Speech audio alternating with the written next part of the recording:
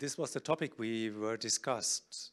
We discussed about a contribution, and the sentence was historic parks for everybody, full stop.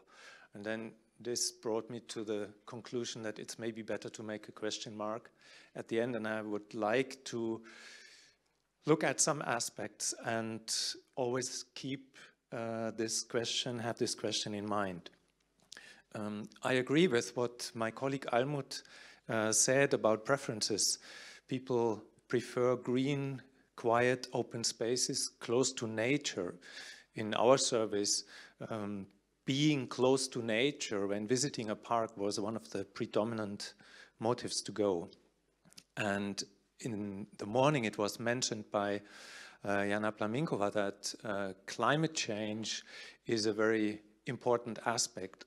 I won't talk about that, but in mind, you and I probably have the climate maps, and in Prague too, there's a lot of buildings, and then there is this relatively tiny little park which has trees. So let's think about that and then carry on to other questions. This is just a symbol. I won't talk about the Jardin des Tuileries in Paris, but it's certainly an example where everyone goes, local people just as well as visitors, and has a high pressure, use pressure.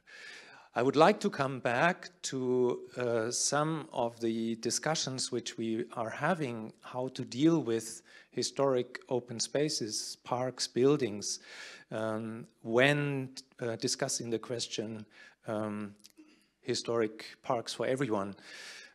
You all are aware that there was the Charter of Florence Charter in '64, the Venice Charter in '64, the Florence Charter in '82, Charter of the Historic Gardens, and I would like to also go back more than 10 years to a document which was published by the Swiss Federal Commission for Monument Preservation, which I think could help us in some ways, because it stresses that monuments, also parks, we have this example, late medieval square and Thormeyer 19th century green square or urban park. To keep this, to preserve these is a convention. So we want to have this, and we need this as a memory individually, but also in community. And all elements, the colleagues say in this document, but I think this is consensus almost, constitute like a collective memory, whatever they are. And the material reminders play a special role, and this is our job. So we have to think about the material reminders and maybe also integrate other forms of remembrance. So if the question is, should everyone go to the historic park? I would say yes, it's quite a clear answer, because it's an important aspect of our collective memory, provided we know the park, we are informed about the park. The Charter of Venice quite early on says that all contributions to a monument, in this case also to the square, must be respected, and unity of style is not the aim of restoration. Maybe it's quite helpful to bring this in the rather open discussion which we are having. I'm not saying that there are phases of the history of a monument which are very important, of course, but generally I would like to underline that the successive stages of the evolution of a garden, in this case the Florence Charter, are of concern. And I'm very glad that in the study which has already been done on Charles Square, this, well, today you would say this narrative of the garden, the development is drawn quite clearly. And the question mark is right at the end. I won't answer this, but I think it is important to think about different historic phases, should be readable, should be available by interpretation to everyone. The process of restoration is quite specialized. We have heard that the restoration of 3 monuments on the site were like 3 or 4 million Czech crowns altogether. If you put that in relation to the money which is spent on the maintenance of the park, is interesting. And of course, we all agree that this wonderful Platanos tree is fantastic. It's attractive, it's interesting. Some people have tried to set fire to it, but it survived. It's probably also interesting for children to let their little dogs run around inside. Or I have seen people in the Berlin Tiergarten who were walking in the areas where the beautiful ornamental flower beds have been recreated, and they have to be protected against the rabbits by fences, but the people lift their little dogs over the fence and then let them run around the ornamental flower beds in Berlin Tiergarten. So I think it's important to protect, to restore, but it's also a question of authenticity.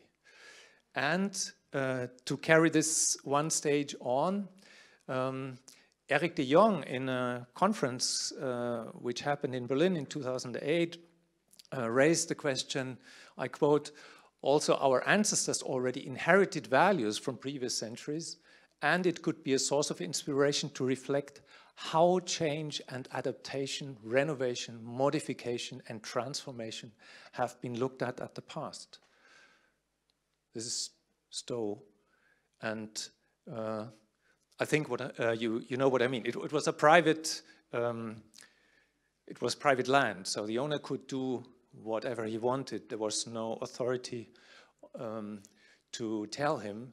But we were talking about changes, reflecting also societal changes and philosophical changes, and maybe there is a reason that also to modify concepts and make additions now, to symbolize, to actually carry out consequences, draw consequences on changes in society, provided it's based on the consensus or at least a long discussion between responsible stakeholders. And I think we are on a good way in this direction.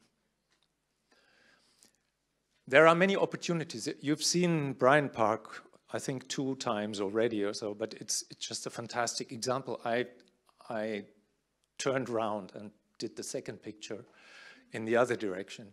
So we have to talk about carrying capacities of parks.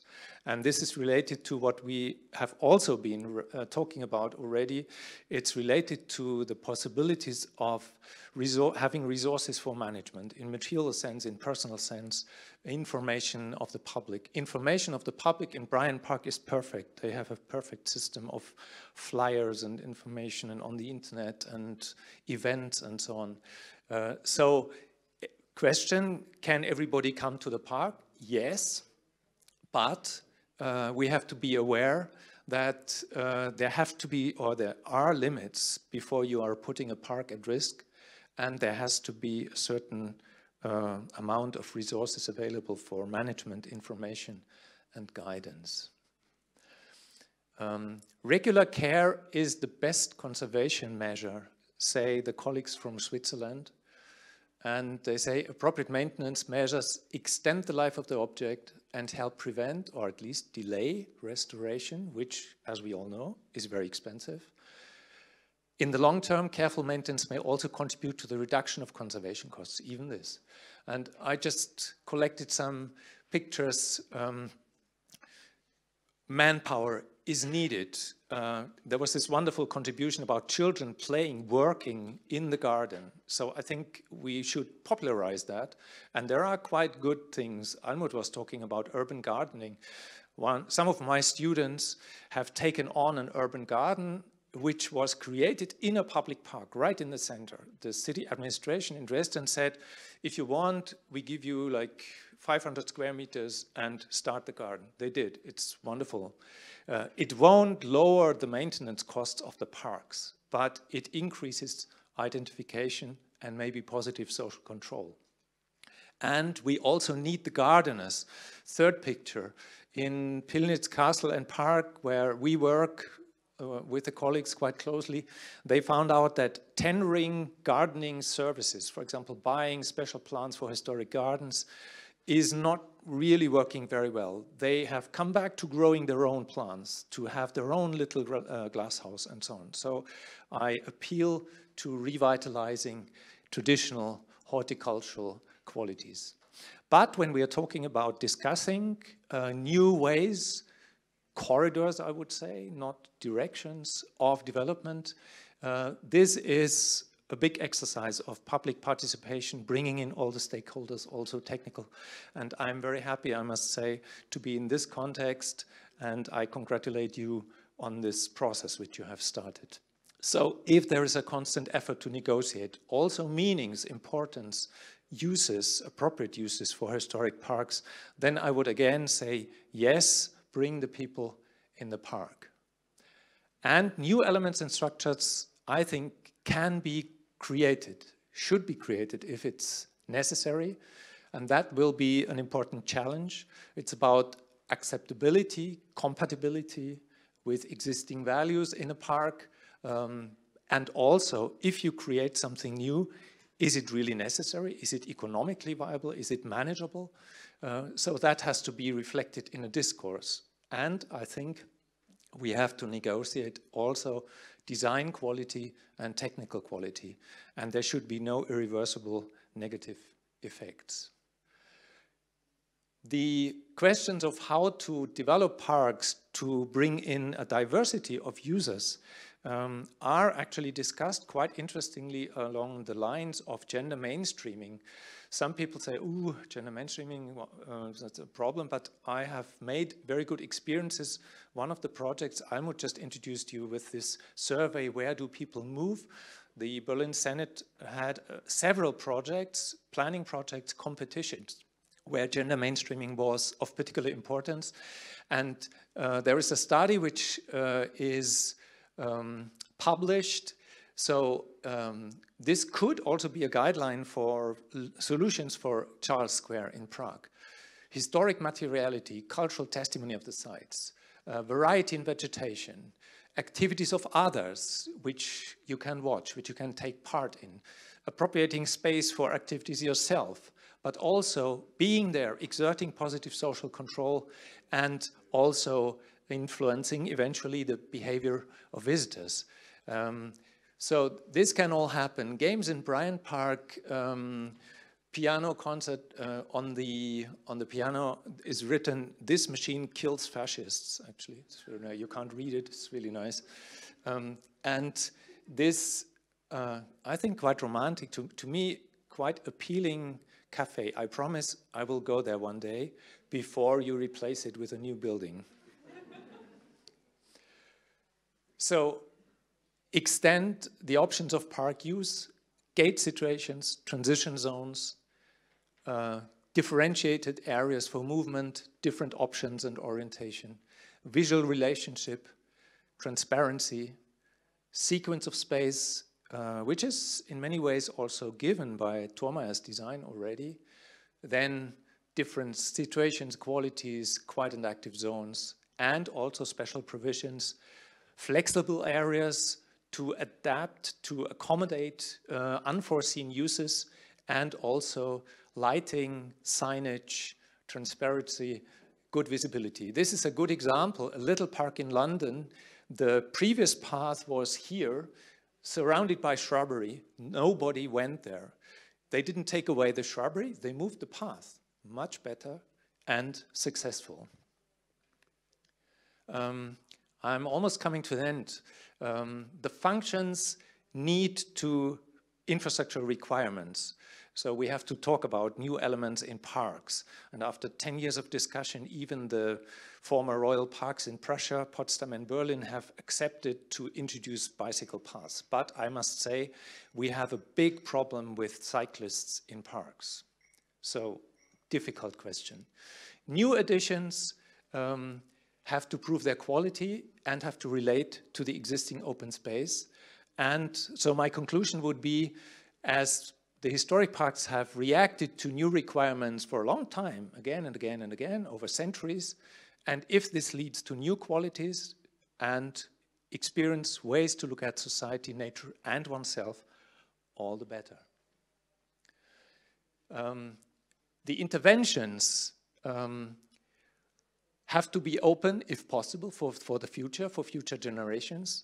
And sustainable questions mean that you have to look at maintenance, but also upon reversibility. This wonderful example of a garden festival in Japan.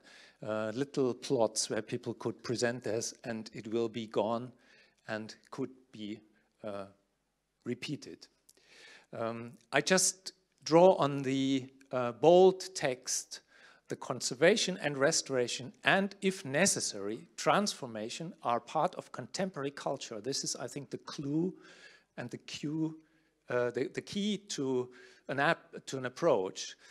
What we are deciding now is a contemporary achievement, and it should reflect our current conditions and developments. This is what the Swiss colleagues say. And let me conclude with a quote by Richard Sennett. I had the pleasure to listen to last week, actually. Complexity enriches experience. Incomplete structure offer openness, niches are to be exploited, and space can accommodate contradictions. So we need space. And he said this sentence: the tight fit of function and form is a recipe for obsolescence. I think it's good to think about that. And in putting unlikes together, you achieve a whole that is bigger than its parts. His appeal was create borders, not boundaries. And you have seen at least two of the pictures already. The High Line in New York, in narrow space, nice border situations. Berlin Gleisdreieck Park and South Bank Park in London. It's important to overcome the opposition of conservation and contemporary landscape architecture, says Eric de Jong, and to induce cooperation dealing with parks and gardens which are in permanent transformation. Thank you very much for your attention. This is just the conclusion, the answers which I have already given. Thank you. Thank you very much.